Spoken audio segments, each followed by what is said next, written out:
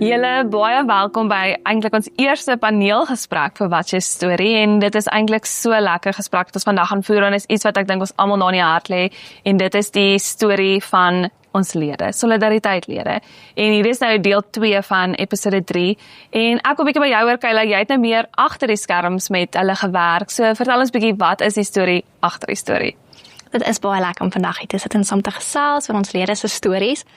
Dit was vir my verskriklik interessant om al die stories te hoor en by ons afdeling vir beroepsgesondheid en veiligheid te gaan sit en te luister. Ook verskriklik spesiaal om te hoor. Al die stories en die jarelange paaie wat hulle saam met ons lede stap. Ek dink spesifiek met Johan en Nian se stories, hulle het 'n ongelooflike mooi verhouding met die twee lede gebou oor die jare. Ek meen hulle sake het regtig baie lank gevat om afgehandel te word. So nee, dit was vir my verskriklik mooi om te hoor die absolute passie en liefde wat ons solidariteit verteenwoordigers vir hulle werk het en dan ook wat hulle nou op die einde vir ons lede bou. Ja, nee, dit is die passie staan vir my absoluut uit en die moeite wat hulle doen. Anna, jy het 'n bietjie met Johan gesels die lid en wat is iets wat vir jou uitgestaan het? Kyk, ek dink na ons altyd se gesprekke met die lede, kan ons sien dat beide hulle ongelukke regtig 'n groot fisiese en emosionele gevolg op hulle lewens gehad het.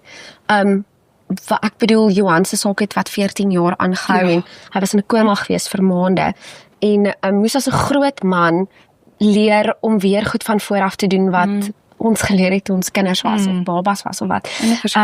En ek kan net dink wat se gevolge dit op 'n man spesifiek, maar iets wat regtig vir my so mooi uitgestaan het is net sy absolute kan nie doodgees in lewenslus. Toe hy instap, toe sê ek dink hy is definitief die stoutste gas wat ons gehad het.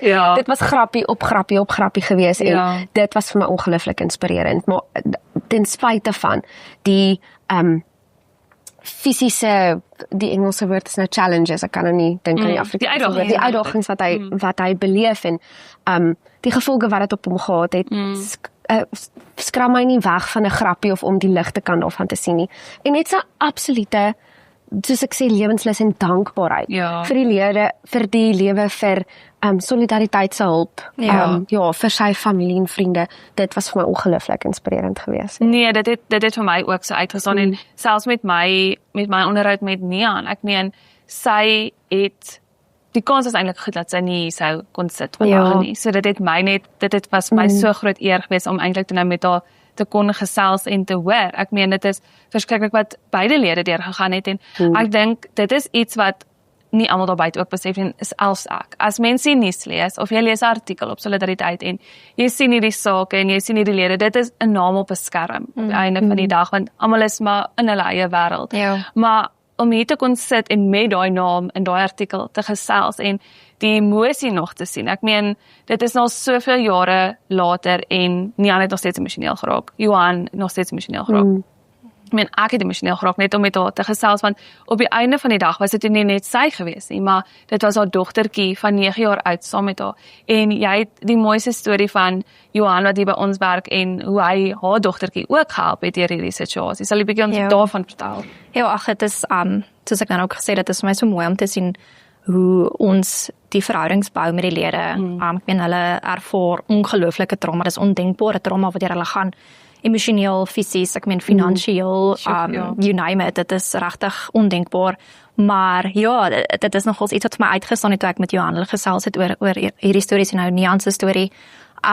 Soos jy sê, Nian se dogtertjie was maar 9 jaar oud gewees toe die ongeluk met hulle gebeur het en ek onthou, hy vertel toe nou Nian het, toe sy nou daai tyd na ons toe uitgereik het, na ons solidariteit toe uitgereik het hulle nou hulle verhouding begin om die saak te hanteer en Johan het toe vir die dogtertjie 'n teddybeer gegee. En sy is nou vandag 21 jaar oud. So omtrent 11 jaar later, sy is nou 'n vrou vandag, maar sy het vandag nog steeds dieselfde teddybeer. So 'n eenvoudige gebaar soos dit wys ook net regtig die liefde en omgee wat ons verlede het. Ons wil help, ons wil die mense help om laat regverdigheid geskied op jou einde van die dag. En jy kan ook nou uitbrei, Melissa, oor Nian, maar wat vir my nogals uitgestaan het van haar storie is, hoe sy gesê het, sy het regtig, jy het daai gevoel van alleenheid, jy voel regtig alleen. Ja.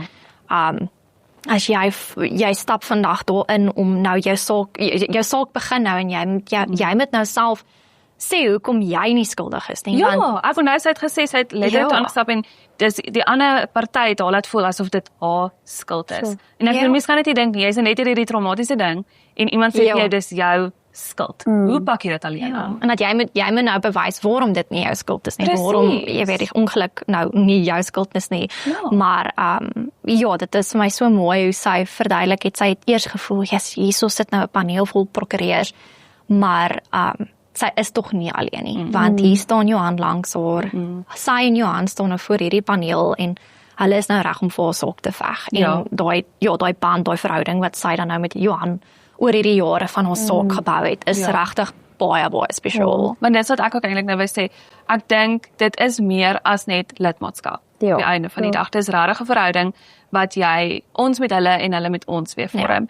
Dit gaan nie net oor daai Johan se saak was nou baie lank gewees en ek meen hulle moes al daai tyd saam met hulle deurstap en dit is die een ding wat uitstaan is. Daar's nie een enkele stap wat hulle alleen hoef te doen nie. Solidariteit is daar van die begin af tot op die einde en ons sal altyd seker maak om te veg om dat hulle kan kry wat hulle toekom op die einde van die dag want ons is daar om hulle te help en ek dink soveel keer mense sit en dink dit gaan nie met my gebeur nie. Wat is die kans? Ek gaan nie val by die werk nie. Ek gaan nie iets gevaarlik doen nie. Ek sit in die kantoor. Wat is die ergste wat met my kan gebeur? En ek dink nie mense besef dit gaan oor meer as net dit.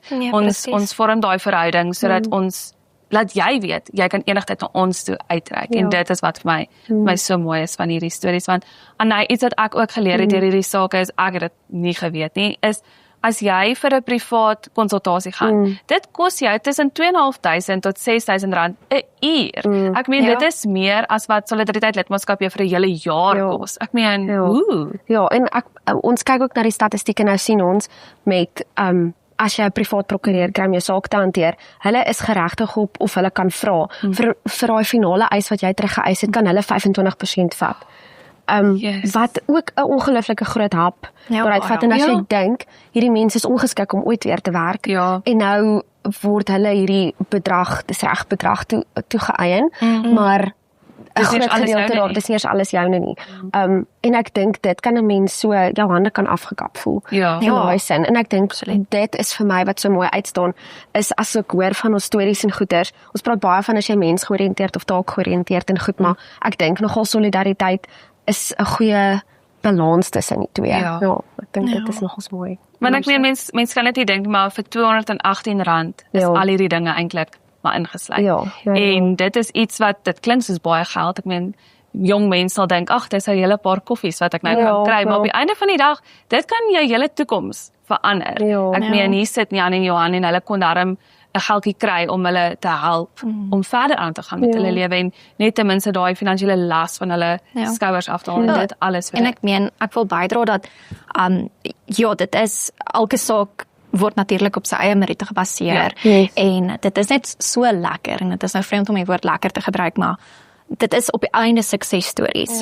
Gelukkig is dit suksesstories na verskriklik jarelange se beklei om daai eise op die einde te wen, om daai saak te wen. Dat 'n Johan en 'n Jan hulle die bedrag kan kry, die eis kan kry wat aan hulle toegeken is op die einde van die dag en wat hulle dan nou verdien.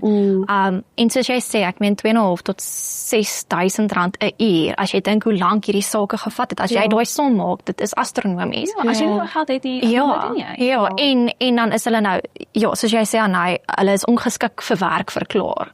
So hulle gaan nie weer salaris kan verdien deur te werk of die werk te doen wat hulle gedoen het nie.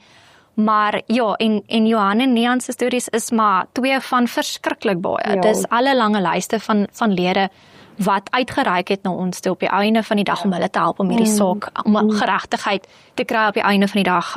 So dit is so mooi om te sien dat, jy weet, dis uithou vermoë en Johan en sy span, Rachel wat met Johan gewerk het, dat hulle, jy weet, hulle moet, die kommunikasie tussen hulle is so belangrik, want ek dink die lede verloor op die einde van die dag, hulle moet om te beklei, die hoop om te beklei.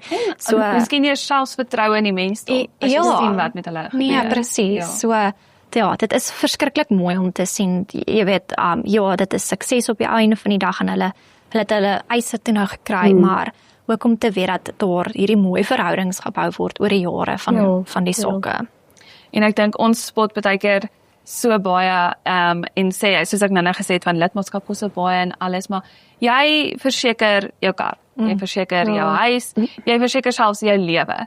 Hoekom dan nou nie werkbeskerming kry nie? Ek meen, dit is jou grootste bate. Enigiets kan enige tyd gebeur.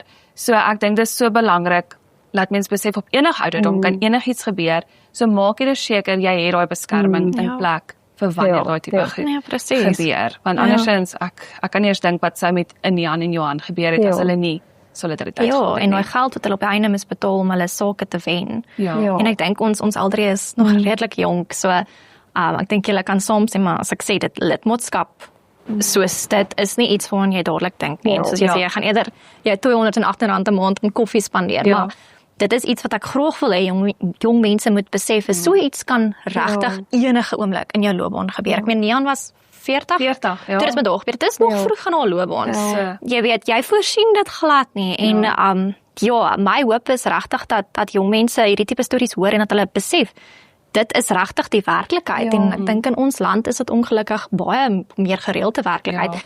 Jy weet, hier is beserings aan diens, maar daar is baie ander dinge wat teen jou gaan stel, soos jou ouderdom, soos jou geslag, soos jou ras. Ongelukkig. Jy weet, dit kan teen jou tel in ons land, ongelukkig. So, dit is, ek hoop jong mense daar buite besef, dit is so verskriklik belangrik, om ook jou werk te beskerm, om ook daai R208 'n maand te betaal, en te weet, jy het 'n goeie span agter jou wat vir jou sal beklei. En ek dink dit is ook net om by te sit op, dit is nie net jou werk nie, dis op die einde dalk selfs jou toekoms.